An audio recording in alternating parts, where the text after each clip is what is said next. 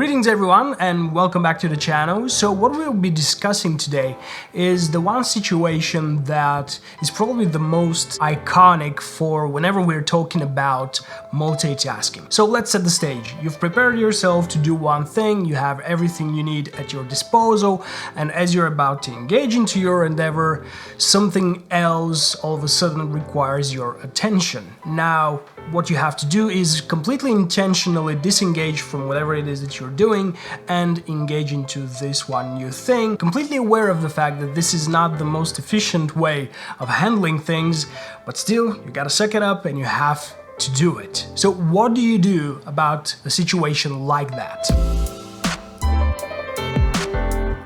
We're going to cover 5 things that you can do, and the first one is a cold restart. So whenever we set ourselves to do something, and this is a process that I previously covered known as a task set, meaning that our brain searches in our memory for all the things that we know about this given task and how to perform it to the best of our abilities. Our brain launches all of these processes related to this one type of task.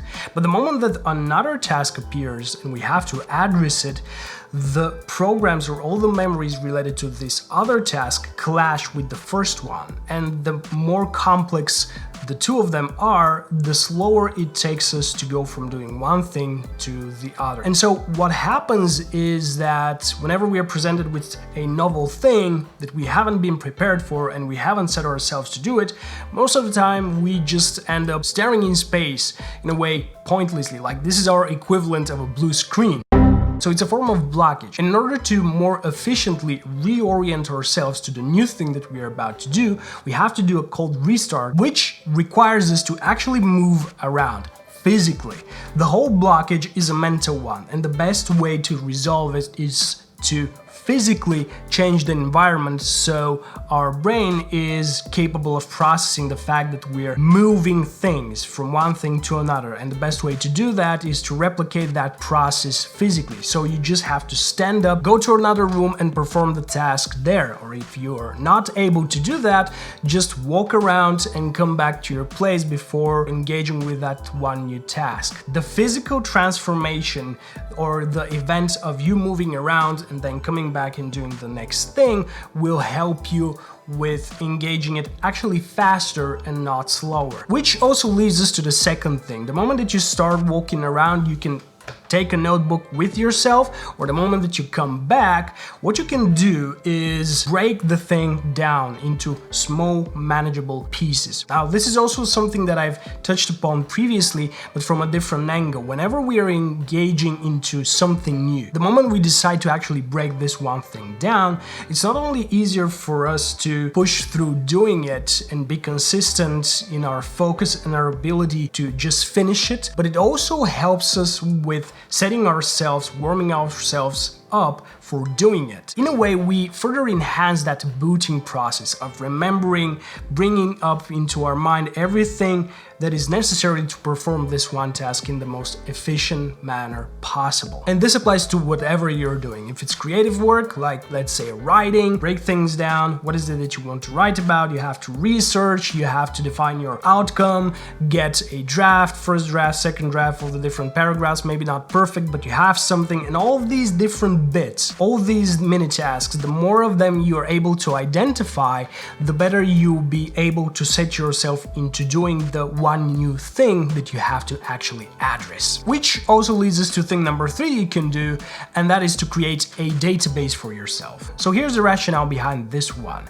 So a database consists of all the things that you've recognized that there is a pattern behind them. They are somehow repetitive and you don't always have to build them from scratch. And by creating different templates, mottos that you can just fill in or just tweak a little around and you have it done in a way which addresses your current situation, you actually are able to respond that much faster, and so you don't have to give it that much thought. The richer your database is, the faster you'll be able to respond and to know where, and what you need to find, and just do the thing and get back to whatever it is that you were doing in the first place.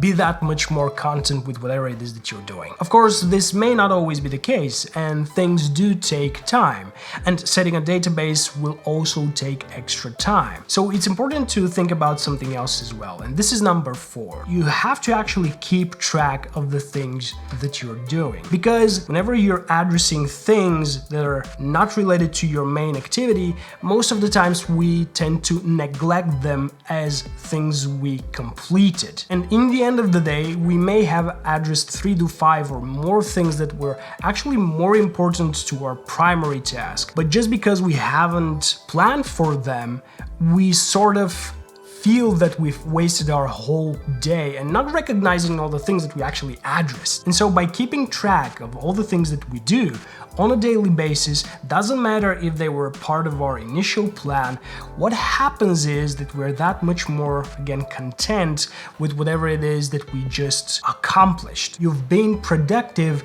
but on a different lane, which was that much more unexpected. And the moment that you reflect back on your day, if you haven't been keeping track of the things that you've done, you might as well feel like nothing has happened, and so you will feel like nothing. And that's not true, because you're actually amazing, and you've actually kept track of all the things that make you so, and now you're able to recognize it, which further down the line may actually provide you with all the necessary extra energy to maybe go back to the things that were important to you, which also sort of leads to number 5, and that is to recognize that more often than not, things may go the way that we didn't necessarily expect it, and that's okay. Gotta suck it up, and we have to do the thing, and it's fine. We're fine with it because we still know that we're doing our best to move things forward. Now, are we doing it in the best manner possible? Probably not, but the truth is that at this very moment, it doesn't even matter anymore.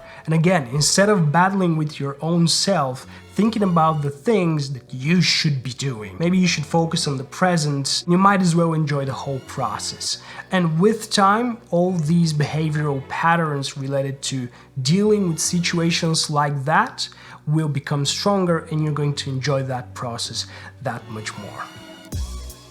So, we just covered 5 things that you can do to deal with these most challenging, multitasking, unexpected situations, all from moving around and physically dealing with things, all the way to dealing with our own minds, our own thoughts about the situation, and how to actually enjoy the process that much more and get things done so we feel better about it, and we might also be able to get back to that one thing that we all have set ourselves to do in the first place. So, if you enjoy the content, make sure you like, subscribe, share it with someone who would find it most useful, and also share your own thoughts. What of the things that we've just covered make most sense for you and you've seen them work, but maybe you've been not that consistent with their use? Are there any other things that you actually do for yourself? Keep your productive momentum going no matter what. I'll be more than happy to learn about it in the comments. And as always, thank you all for watching, keep it bright, and I'll see you next time.